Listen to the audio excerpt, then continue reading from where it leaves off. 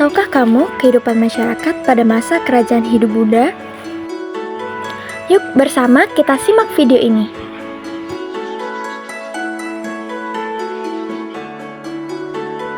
Nah, selanjutnya kita akan mempelajari tentang kehidupan masyarakat pada masa kerajaan Hindu-Buddha. Yang pertama, yaitu teori masuknya agama Hindu-Buddha ke Nusantara. Cara masuk dan proses penyebaran agama Hindu-Buddha di Indonesia terbagi menjadi dua. Yang pertama, masyarakat Nusantara berperan pasif dan masyarakat Nusantara yang berperan aktif. Masyarakat Nusantara yang berperan pasif ketika orang India dan Tiongkok datang ke Indonesia, kemudian menyebarkan agama Hindu-Buddha kepada masyarakat lokal. Kedua, masyarakat Nusantara berperan aktif. Masyarakat Nusantara belajar langsung ke India dan Cina untuk mempelajari agama tersebut secara mendalam, kemudian kembali ke Nusantara sebagai penyebar agama tersebut. Pada proses masuknya agama Hindu-Buddha ke Indonesia, terdapat 4 teori tentang hal tersebut. Yang pertama, teori arus balik. Teori arus balik ini dikemukakan oleh Bosch yang berasumsi bahwa perkembangan ajaran Hindu-Buddha yang pesat di India kabarnya sampai terdengar ke Nusantara dan kemudian menarik minat para kaum terpelajar di Nusantara untuk berguru ke India. Setelah mereka berguru dan pulang ke Nusantara, mereka mulai menyebarkan agama baru dan mempelajari sebagai pemuka dan pendeta. Yang kedua, teori Vaishya. Teori Vaishya ini dikemukakan oleh N.C. Krom. Dalam teori ini menyebutkan bahwa para pedagang yang beragama Hindu-Buddha lah penyebar utama agama tersebut di Nusantara. Karena perdagangan pada zaman dahulu menggunakan jalur laut dan bergantung pada angin, ketika para pedagang ini menetap di Nusantara, mereka berinteraksi sekaligus memperkenalkan agama dan kepercayaannya kepada masyarakat. Yang ketiga, ada teori kesatria. Teori kesatria dikemukakan oleh C.C. Berg, Mockridge, C.C. Mons, yang mengenalkan pada zaman masuknya Hindu-Buddha ke Nusantara, di daratan India dan Cina sedang berlangsung perang saudara. Raja-raja yang kalah peperangan melarikan diri ke Nusantara untuk berlindung. Lambat laun, mereka mendirikan kerajaan kembali di Nusantara dengan corak-corak yang berhubungan dengan agama Hindu atau Buddha sebelum mereka anut. Yang keempat, ada teori Brahmana. Teori Brahmana dikemukakan oleh Van Leur, yang mengemukakan bahwa para kaum Brahmana diundang datang ke Nusantara karena ketertarikan raja-raja yang berkuasa dengan ajaran agama Hindu dan Buddha. Sehingga raja-raja tersebut mendatangkan para kaum Brahmana untuk mengajarkan agama Hindu-Buddha tersebut bagi raja dan rakyat di Nusantara. Selanjutnya, pengaruh agama dan kebudayaan Hindu-Buddha pada masyarakat Nusantara. Agama Hindu-Buddha ke Indonesia sudah berlangsung sejak berabad-abad lalu, tetapi pengaruh kebudayaan Hindu-Buddha masih dapat dirasakan hingga sekarang ini oleh masyarakat, dan bahkan kebudayaan Hindu-Buddha masih dijalankan hingga saat ini. Banyak pengaruh Hindu-Buddha yang juga dipelajari oleh masyarakat. Masuknya kebudayaan dan agama Hindu-Buddha juga menyebabkan akulturasi dengan kebudayaan lokal. Berikut pengaruh Hindu-Buddha di masyarakat Indonesia. Yang pertama, ada seni bangunan atau arsitektur. Nah, salah satu bentuk peninggalan kebudayaan Hindu-Buddha di Indonesia adalah seni bangunan. Dalam buku Kehidupan Masyarakat pada Masa Praaksara, Masa Hindu-Buddha dan Masa Islam 2019, karya Triwara Setyaningsih, perkembangan Hindu-Buddha di Indonesia telah membawa pengaruh besar dalam berbagai karya seni dan kerajinan maupun bangunan. Salah satu hasil karya adalah candi. Bagi Hindu dan Buddha, candi memiliki fungsi yang berbeda-beda.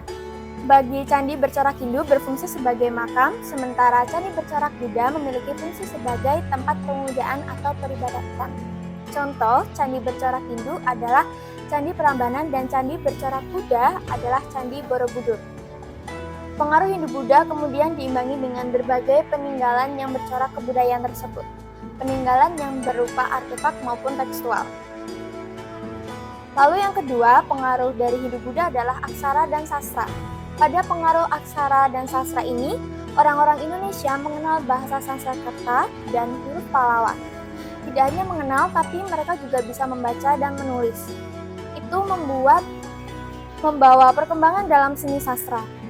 Bahkan masa aksara merupakan masa yang menunjukkan dimulainya masyarakat Indonesia mengenal tulisan. Pada masa Hindu-Buddha, seni sastra berkembang seperti cerita Mahabharata dan Ramayana. Bahkan ada beberapa kata dalam bahasa Indonesia yang diserap dari bahasa Sanskerta, seperti Sanskerta dari Silambara, Harta dari Arta, atau Gembala dari Gopala. Meskipun tulisan pada mulanya adalah tulisan dengan huruf Pallawa dan bahasa Sanskerta yang berasal dari India. Lalu sistem pemerintah sebelum masuknya Hindu-Buddha, masyarakat Indonesia belum mengenal sistem pemerintahan. Semula pemimpinannya adalah kepala suku, setelah Hindu-Buddha pemimpinnya adalah raja. Masuknya Hindu-Buddha membawa pengaruh terhadap terbentuknya kerajaan-kerajaan bercorak Hindu-Buddha. Dan yang kedua, perdagangan dalam dunia, perdagangan pada masa Hindu-Buddha sudah menggunakan mata uang yang diciptakan di negara sendiri. Sehingga transaksi jual beli menjadi lebih praktis baik untuk perdagangan dalam negeri maupun luar negeri, karena sebelumnya transaksi masih bersifat barter. Kelemahan sistem barter adalah tidak semua barang yang ditukar belum tentu diperlukan oleh orang lain dan tidak memiliki standar baku. Yang ketiga, sistem kalender. Dalam perkembangan Hindu-Buddha di Indonesia memiliki perhitungan kalender yang disebut kalender Saka. Perhitungan pada kalender Saka, 1 tahun Saka terdiri atas 365 hari. Pada sistem kalender dalam masyarakat berkaitan dengan kegiatan-kegiatan seperti upacara keagamaan. Dan yang keempat, sistem kepercayaan sebelum ajaran Hindu-Buddha datang, masyarakat Indonesia menganut kepercayaan animisme atau memuja roh nenek moyang dan dinamisme kekuatan gaib benda-benda. Setelah Hindu-Buddha datang, masyarakat Indonesia banyak yang belajar ajaran Hindu-Buddha.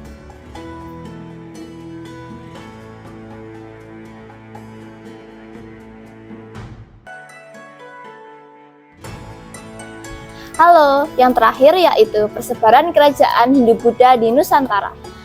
Kerajaan-kerajaan Hindu-Buddha di Nusantara terbagi menjadi 12 kerajaan yang diurutkan dari yang tertua hingga yang termuda.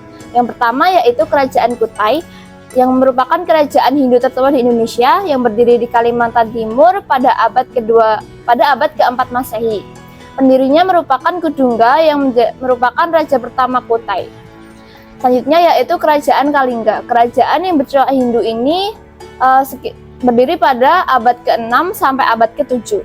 Kerajaan ini berkembang di bagian utara Jawa Tengah yang mencakup Pekalongan hingga Jepara. Yang ketiga yaitu Kerajaan Tarumanegara. Kerajaan Tarumanegara merupakan kerajaan yang berkuasa di Pulau Jawa pada abad ke-4 hingga 7. Kerajaan ini merupakan kerajaan bercorak Hindu yang berpusat di Sundapura, Bekasi. Yang keempat merupakan Kerajaan Melayu. Kerajaan ini merupakan kerajaan yang diberitakan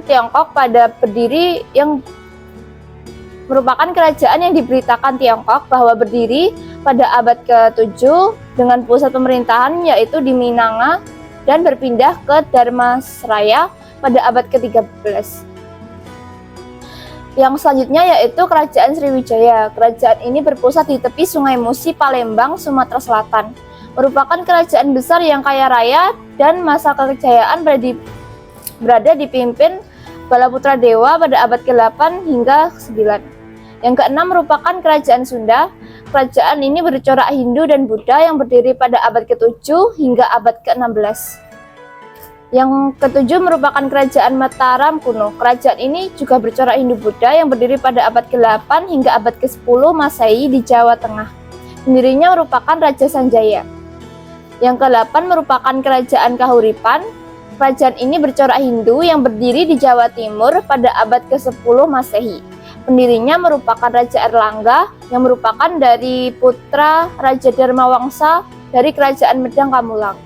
Dalam masa pemerintahannya, Kerajaan Kahuripan mengalami kejayaan dan kemajuan yang sangat pesat. Yang kesembilan merupakan kerajaan Pajajaran. Kerajaan ini bercorak Hindu yang berlokasi di Pakuan, Bogor dan didirikan oleh Sri Jayabupati pada 923 Masehi.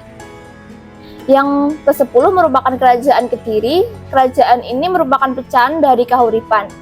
Masa kejayaannya pada pemerintahan Jayabaya dengan wilayah kekuasaan hingga Pulau Sumatera. Yang ke-11 merupakan kerajaan Singasari. Berawal dari kerajaan Tumapel yang beribu kota Kutaraja dan berganti nama menjadi Kartanegara dan berubah lagi menjadi Singasari. Kerajaan ini bercorak Hindu-Buddha yang didirikan oleh pengawal Tunggul Ametung dan mengalami masa kejayaan pada pemerintahan Kartanegara. Dan yang terakhir merupakan kerajaan Majapahit. Kerajaan ini merupakan kerajaan terbesar di Indonesia dengan kekuasaan hampir mencakup seluruh Nusantara. Kerajaan ini didirikan oleh Raden Wijaya dan merupakan kerajaan paling besar di Nusantara saat ini. Itu tadi penjelasan mengenai Hindu-Buddha masuk ke Nusantara.